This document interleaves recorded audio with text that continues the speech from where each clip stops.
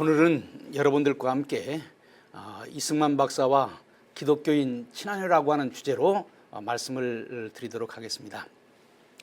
여러분들이 잘 아시다시피 이승만 박사의 그 독립운동 핵심은 외교입니다. 그러면 이 이승만 박사의 외교란 무엇일까요? 미국을 통해서 국제사회의 협력과 지원을 받아가지고 우리나라의 독립을 이루려고 하는 것이죠. 미국이 세계 최고 강국이니까 미국의 협조를 받지 않고서는 우리가 독립을 이룰 수가 없는 겁니다. 그러면은 이승만 박사가 미국을 움직이는 데 있어서 그 어떤 통로를 통해서 미국을 움직이려고 했을까요? 다시 말씀드리면은 이승만 박사와 미국을 연결하는 연결고리가 무엇일까요? 저는 그것을 기독교라고 생각을 합니다. 이것이 가장 잘 드러난 것이 이승만 박사가 태평양 전쟁 시대에 만든 기독교인 친환회라고 하는 단체입니다.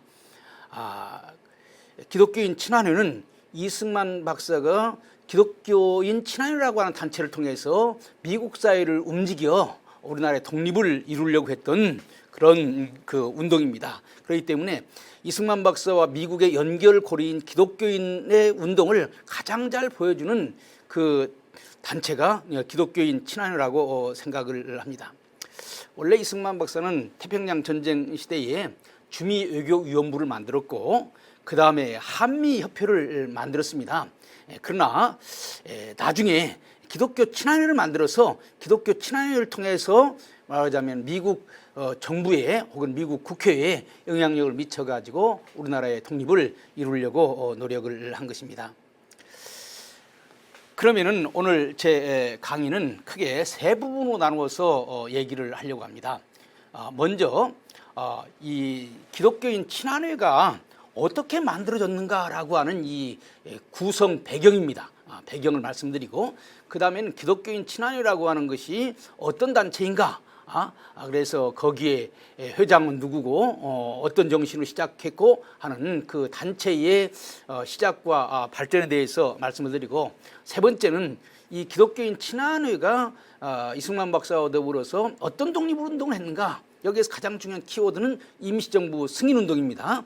이 세 가지로 나누어서 말씀을 드리려고 합니다. 먼저 기독교인 친환회가 어떤 배경으로 만들어졌는가라고 하는 것을 말씀을 드리겠습니다.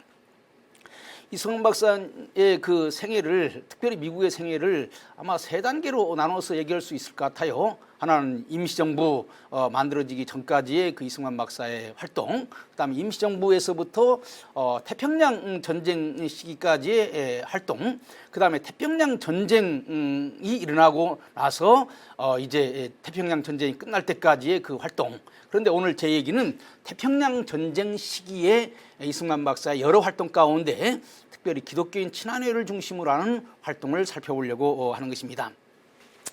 태평양 전쟁이라고 하는 것은 그 이승만 박사로 하여금 큰 중요한 그 하나의 그 전환점을 가져오게 만들었습니다. 먼저 우리가 이제 독립이라고 하는 것은 일본에서의 독립 아니겠습니까? 그러면은 미국이 일본을 어떻게 보느냐라고 하는 것은 매우 중요한 것입니다. 왜냐하면 미국이 일본을 동지로 생각한다면 우리가 아무리 미국을 움직여서 일본에서 독립을 하려고 해도 미국이 일본을 감싸고 도는데 어떻게 우리가 독립을 할 수 있겠어요? 그래서 이제 이승만 박사의 외교 활동의 상당히 많은 부분은 일본은 결코 미국의 동지가 아니다.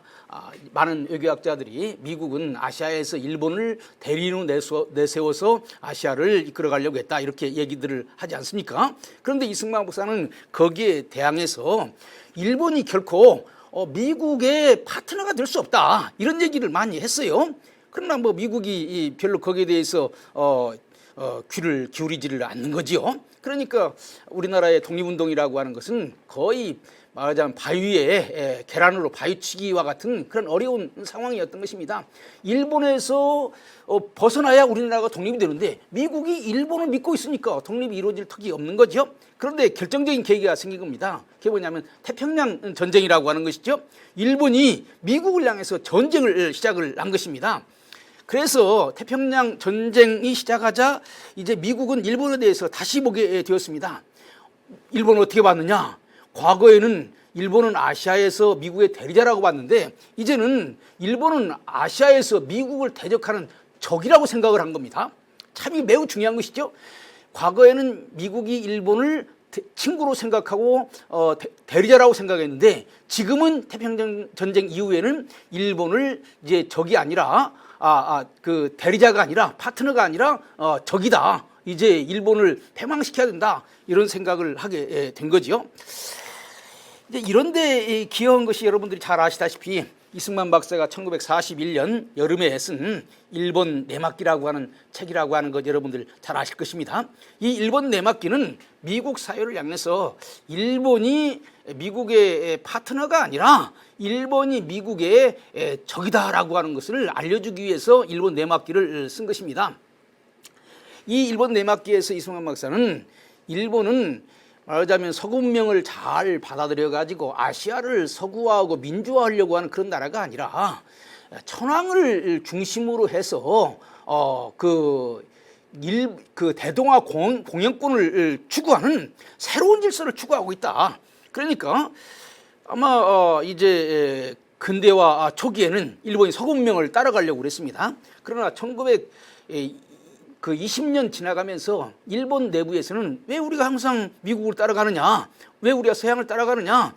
우리가 이제 만년 2등 국가가 아니라 우리도 1등 국가가 될 수 있다. 이렇게 해서 2등 국가를 벗어나서 이제 1등 국가가 되려고 그러는 거예요. 그래서 아시아에서 미국을 대리하는 그러한 나라가 아니라 아시아의 주인이 되려고 한 것입니다. 이것이 대동아 공영권이고 그 정점에는 천황이 있는 거 아닙니까? 그러니까 이승만의 일본 내막기의 핵심 내용은 뭐냐면은 일본이라고 하는 나라는 서구문명을 받아들여서 아시아를 민주화하고 서구 세계와 같이 나가려고 하는 나라가 아니라 천황을 중심으로 해서 자기 독자적인 질서를 만들고 미국에 대항하려고 하는 나라다라고 하는 것을 이승만 박사가 일본 내막기에서 얘기를 하고 있는 거죠. 일본 내막기가 만들어진 곧바로 이제 1941년 여름에 일본 내막기를 썼는데 1941년 12월에 전쟁이 일어나게 됐으니 많은 사람들이 야, 이승만 박사야말로 시대를 앞서가는 예언자다 이렇게 찬사를 하게 한 거죠. 그래서 이 당시에 이제 이승만 박사가 어떻게 국제 정세를 인식을 했는가? 이승만 박사가 이제 얘기를 하는 것입니다. 사람들에게 일본은 미국의 파트너가 아니라 미국과 싸우려고 하는 미국의 적대국가다.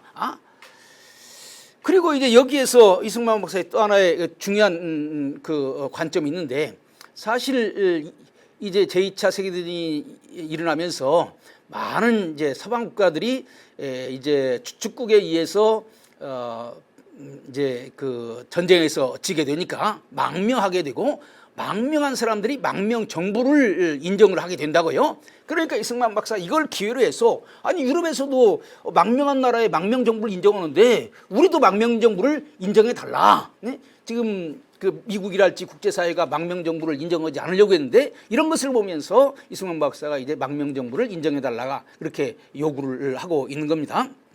그런데 당시의 국제 정세를 자세히 보면은 이 문제가 약간 복잡하게 되어 있습니다. 우리는 임시정부를 인정을 받아야 돼요. 임시정부를 인정받아야 그 다음에 연합국에 참여할 수 있고 연합국에 참여해야 전쟁에 이겼을 때 승전국으로서 우리나라의 이제 당당한 주인으로서 등장하게 되는 것입니다. 그러니까 이승만 박사의 그 태평양 전쟁 시기에 가장 중요한 활동 목표는 뭐냐면은 임시정부를 인정받는 것입니다. 임시정부를 인정받느냐 인정받지 못하느냐 하는 것이 우리나라의 그 앞길에 어마어마한 영향을 미치게 돼요. 지금 현재 우리나라가 이렇게 분단된 것도 그렇고 여러 가지 어려운 것은 임시정부를 인정받지 못했기 때문에 미국과 소련이 한반도를 나눠서 지배하게 되었고 그래서 분단이 만들어지게 되는 것입니다. 그런데 이승만 박사는 정말로 임시정부를 인정받아야 우리나라가 제대로 된 나라가 될 수 있다 이렇게 생각하고 여기에 최선의 노력을 다한 것입니다.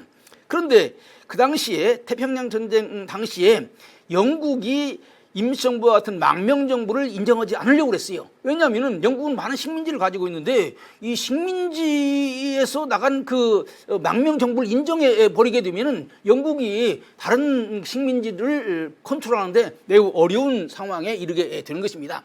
그렇기 때문에 이제 이런 영국의 입장 때문에 어떤 면에서 보면은 임시정부가 인정받는데 매우 어려운 점이 있고, 또 하나는 이런 우익 망명정부가 인정받는데, 임시정부가 인정받는 데 있어서 또 하나의 반대 세력이 있는데 그건 소련입니다. 그 상해 임시정부, 나중에 중경 임시정부, 그 임시정부는 이승만 박사와 김구 선생이 중심으로 되어 있는데 바로 이 사람들이 공산주의를 반대하는 우익 세력이라고요. 그러니까 소련이 만일에 이런 임시정부를 인정해버리면은 앞으로 한반도는 우익 국가가 될 것이고, 그렇게 되면은 소련의 영향력이 미칠 수 없기 때문에 소련이 임시정부를 인정하는 것을 극력 반대하고 있습니다. 여러분들 생각해 보세요. 지금 미국이 소련이나 영국과 더불어서 지금 전쟁을 하고 있습니다. 그 사람들이 미국의 동지입니다. 그런데 영국도 반대하고 소련도 반대하는데 임시정부를 인정한다고 하는 것은 쉬운 일이 아닌 것이죠. 그러나 그럼에도 불구하고 이승만 박사는 태평양 전쟁이 이제 시작되면서부터 어쨌든지 간에 임시정부를 인정받는 것을 가장 중요한 과제로 생각을 하고 임시정부를 인정받으려고 노력을 했던 것입니다. 사실 당시에 냉정한 국제 정세로 보면은 쉬운 일이 아닌데 여기에 이제 위대한 애국자, 위대한 독립운동가의 힘이 있는 거죠. 많은 사람들은 객관적으로 볼 때 어렵다, 그러니까 뭐 할 수 없다 이렇게 주장하고 하는데, 위대한 인물들은 그런 어려움에도 불구하고 그걸 도전하고 도전해서 이제 역사를 새롭게 만들려고 노력을 하죠. 그런데 이승만이 임시정부를 인정하려고 하는 이런 노력에 미국 내에서 반대하는 사람이 있었어요. 그것이 뭐냐면 국무성입니다. 국무성 외교관계를 다루고 있고, 국무성이 가장 중요한 일은 뭘까요? 지금 영국이나 소련과 좋은 관계를 맺어가지고 독일, 일본, 이태리하고 싸워야 되는 거 아닙니까? 그러니까 국무성은 영국이 반대하고 소련이 반대하는 일을 하기를 원하지 않는 거예요. 그런데 이승만 박사는 영국이 원하지 않고 소련이 원하지 않아도 이 길을 가야 우리나라가 독립할 수 있다고 생각을 한 거죠. 그래서 이승만 박사의 가장 큰 적은 어떻게 보면 미 국무성이라고 말할 수가 있는 것입니다.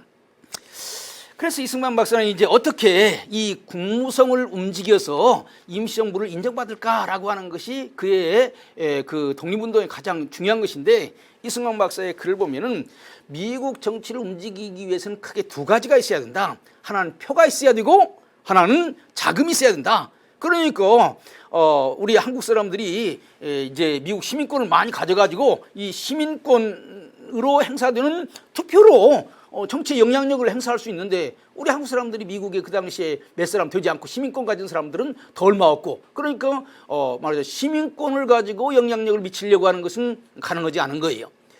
또 그 당시 일본은 막대한 자금을 들여가지고 미국 정계를 움직이려고 그랬습니다. 그래서 이승만 박사가 가장 부러워하는 것이 일본은 그 막대한 자금을 동원해서 미국 정계를 움직이려고 노비를 하는데 우리는 너무 돈이 없는 것입니다. 그래서 이승만 박사가 생각한 것은 표도 없고 돈도 없는데 어떻게 미국을 움직일 수 있느냐. 딱 한 가지 방법은 뭐냐면 그래도 한국을 사랑하고 한국을 아는 미국인들이 좀 있다는 거예요. 그 미국인들을 잘 설득하고 그 미국인들을 동원해서 미국을 움직여야 된다.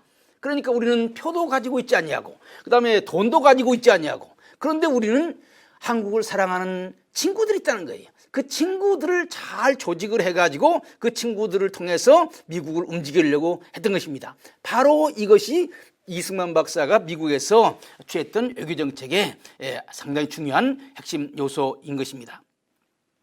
그렇게 해서 이승만 박사가 만든 것이 한미협회인 것입니다. 한미협회. 그래서 저명한 미국 인사들로 구성을 해서 미 국무성과 의회를 움직이려고 했습니다. 이 한미협회의 핵심 인물은 크로멜이라고 하는 사람인데, 이분은 카나다 대사도 지낸 미국에서 상당한 영향력이 있는 그러한 정치가입니다. 그런데 이분이 성격이 상당히 좀 과격해요. 그래가지고 미 국무성을 향해서 당신네들이 임시정부를 승인하게 되면은 우리 한국 사람들은 이제 무장을 해가지고 일본 사람들과 싸울 수 있다. 그래서 임시정부 승인과 그 다음에 한국 사람들의 대일 투쟁을 서로 맞바꾸자 이런 제안했는데 이런 압박 정책이 미 국무성한테 좋은 인상을 주지를 못했어요.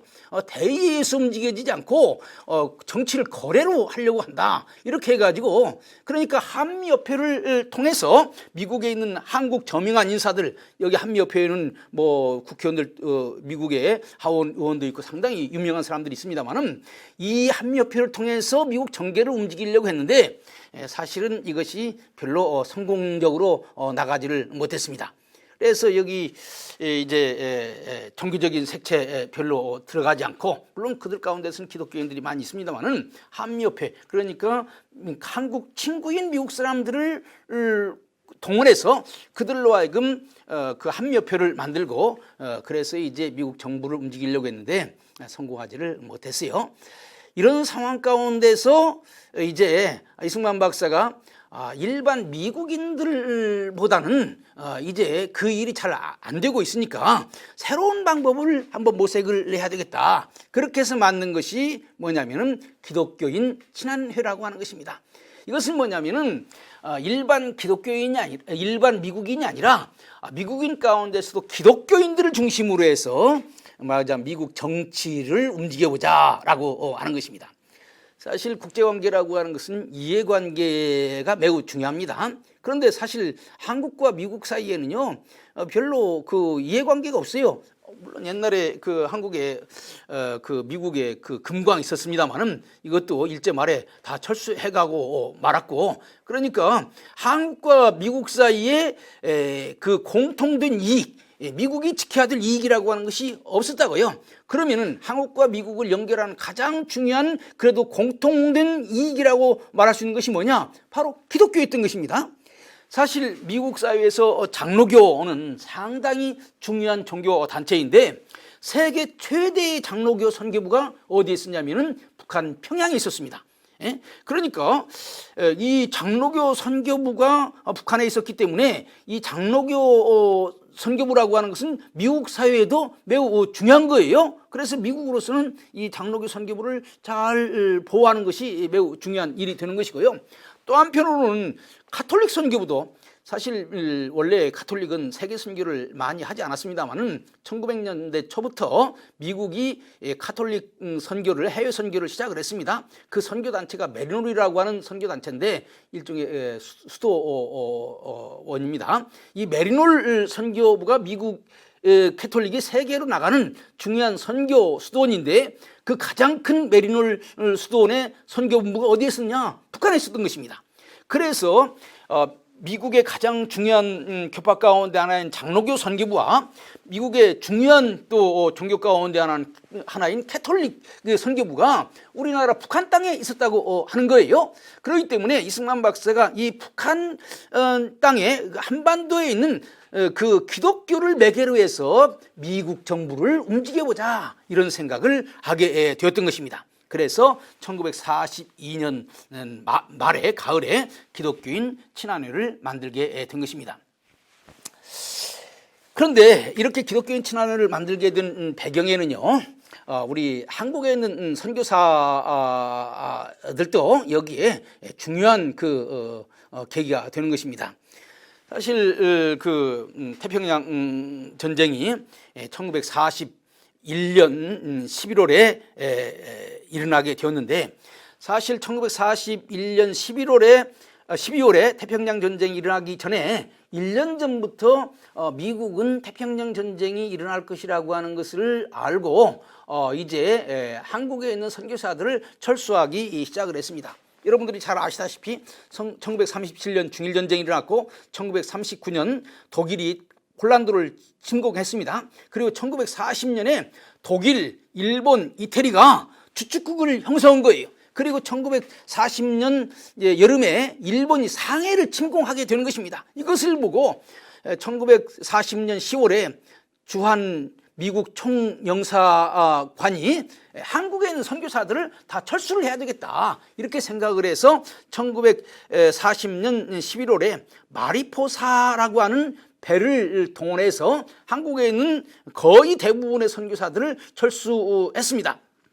이 선교사들이 이제 철수한 사건이 상당히 중요합니다. 왜냐하면은 원래 그 선교사들은 일본이 감히 미국 선교사들에 대해서 어떻게 하지 못할 것이다 이렇게 생각을 하고 있었어요. 미국이 세계 최고의 강한 국가고 일본은 미국의 그 날개 아래 있는 나라인데 어떻게 감히 일본이 미국에 있는 선교사들에게 함부로 할 수 있느냐. 그런데 이제 태평양 전쟁을 앞두고 일본이 선교사들을 대하는 태도가 달라지는 거예요. 그래서 한국 기독교에게 미국과 손을 끊어라. 미국과의 단절을 요구하고 동시에 선교사들의 재산을 다 몰수하고 말았습니다. 그러니까 선교사들이 이 땅에 와서 학교 세우고 병원 세우고 또 여러 가지 사회복지 시설을 만들고 그래서 상당한 많은 재산을 가지고 있는데 바로 1940년 선교사들을 미국으로 추방을 하면서 그런 선교사들의 재산을 다 몰수하고 말았습니다. 그리고 이제 그러나 거기에 몇몇 선교사들은 여전히 우리나라에 남아 있었습니다. 그 선교사들이 누구냐면은 언더우드 2세, 아담스, 쿤스, 탈미지 이런 사람들입니다. 여러분들 잘 아는 대로 언더우드 2세는 언더우드 선교사의 아들이고요. 아담스는 어디에 있었냐면은요, 이 사람은 그 경상도에서 선교하는 장로교 선교사였고요. 쿤스는 경신학교를 세운 사람이고요. 탈미지는 남장로교 선교사였습니다. 이 사람들이 자기들이 가지고 있는 선교부의 재산을 관리하기 위해서 1940년 11월에 철수하지 아니하고 이 사람들이 남아 있었던 거예요. 그런데 1941년 12월 전쟁이 발발하게 되니까 일본이 이 사람들을 다 체포하고 가택연금을 시켜버린 것입니다. 그러니까 미국 선교사가 한국에 와서 일본으로부터 가택연금을 당하고 행동을 자유롭게 할 수 없는 그런 상황에 이르게 된 것입니다. 그리고 1942년 2월 달 바로 이 선교사들도 그립솔름호라고 하는 배를 타고 미국으로 가게 되었고 1942년 8월 25일에 뉴욕에 도착하게 되었어요. 그러니까 이 그립솔름호라고 하는 배는 말하자면은 미국 사람들이 이제 본국으로 귀환하는 일본의 일본과 미국의 전쟁 가운데서 이제 일본 지역에 있는 미국 사람들을 싣고 가다가 그 다음에 이제 미국 사람들이 일본 사람들을 포로로 잡은 그런 사람들이 있습니다. 그래서 일본 포로와 미국인 포로를 맞교환하고 그래서 이분들이 1942년 8월 25일 날 뉴욕에 도착을 했어요. 1942년 8월 말에 미국에 온 것입니다. 이게 바로 언더우드 2세, 아담스, 쿤스, 탈미지 이런 선교사들이 1942년 이제 8월 말에 미국으로 오게 된 거예요. 그런데 재미있는 것은 이 선교사들을 이제 배에서 미국 정부가 인터뷰를 했습니다. 그래서 인터뷰를 해서 이제 조선 상황이 어떤지 그런 다 조사를 했는데 재미있는 것은 이 선교사들이 임시정부를 승인하는 것에 대해서 매우 부정적인 생각을 가지고 있었습니다. 왜 그러냐? 미국이 임시정부를 승인하게 되면은 일본과 미국의 관계가 더 적대적이다. 오늘날 우리 한국 사람들로서는 이해하기 어렵지만은 선교사들은 미국과 일본의 관계에 대해서 이렇게 걱정을 많이 한 것 같아요. 그러나 또 다른 측면은 미국과 일본이 전쟁을 하게 되니까 우리 한국 사람들은 이제 전쟁이 일어나면 미국이 일본을 이기게 될 것이고 우리 한국 사람들도 이제 독립을 할 가능성이 있다. 그러니까 일본이 하룻강아지 법무소인 줄 모르고 미국과 전쟁을 시작했는데 결국 이 전쟁은 이제 일본이 지게 돼 있고 일본이 지게 되면은 우리는 독립할 것이다라고 하는 희망을 갖게 되었다고 하는 것입니다. 그리고 아울러서 공산주의자들이 북한, 특별히 함경도를 중심으로 하는 서북지방의 공산당들이 활동하고 있다 이런 얘기를 했습니다. 그리고 이제 과거에는 일본 치하에서 선교를 하려면은 결국 일본 사람들과 좋은 관계를 맺을 수밖에 없다라고 생각했던 선교사들이 일본 사람들로부터 재산을 다 뺏기고 추방되게 되니까 이제 반일로 돌아서게 되었다고 하는 거지요. 그래서 이제 과거에는 일본 사람들과 협력해서 선교하려고 하던 사람들이 이제 일본 사람들 때문에 선교지에 추방하게 되니까 일본 사람들 나쁜 사람들이다. 그 사람들 때문에 우리 선교는 못하게 됐다. 이렇게 생각을 하고 반의적인 태도를 가지게 되었다고 하는 것입니다. 이런 상황 가운데서 이제 이승만 박사가 1942년 9월에 그 앨리스 아펜젤러, 그러니까 언더우드 아펜셀러는 그 아펜셀러의 딸인 앨리스 아펜셀러를 워싱턴으로 불렀습니다. 그래서 당신네들 선교사들이 말이야, 우리나라가 이렇게 어렵고 임시정부를 승인받아야 되는데 당신네들이 지금 앞장서 가지고 일을 해야 되지 않느냐, 이렇게 얘기를 했고요. 9월 22일에는 에비슨 박사를 불렀습니다. 당시 에비슨은 카나다에 있었는데 에비슨 박사를 이승만이 워싱턴으로 오라고 그랬어요. 그래서 에비슨과 깊은 면담을 했습니다. 그리고 이승만 박사의 계획을 얘기했어요. 지금 우리가 임시정부를 승인받기 위해서는 미국을 움직여야 되는데 결국 한국을 가장 잘 아는 선교사들이 앞장서 주는 수밖에 없습니다. 당신네들이 앞장서 주세요. 이렇게 얘기를 한 것입니다. 여러분들 에비슨이 누군 줄 압니까? 바로 에비슨이 이승만을 전도했던 사람이에요. 그러니까 이승만이 제일 첫 번에 예수를 믿을 때 에비슨의 영향을 많이 받은 것입니다. 그러니까 사실 따지고 보면은 에비슨은 이승만에게 있어서 일종의 선생님과 같은 분이에요. 그러니까 이승만이 선생님 에비슨을 초청해가지고 자기를 도와달라고 요청을 하게 된 거지요.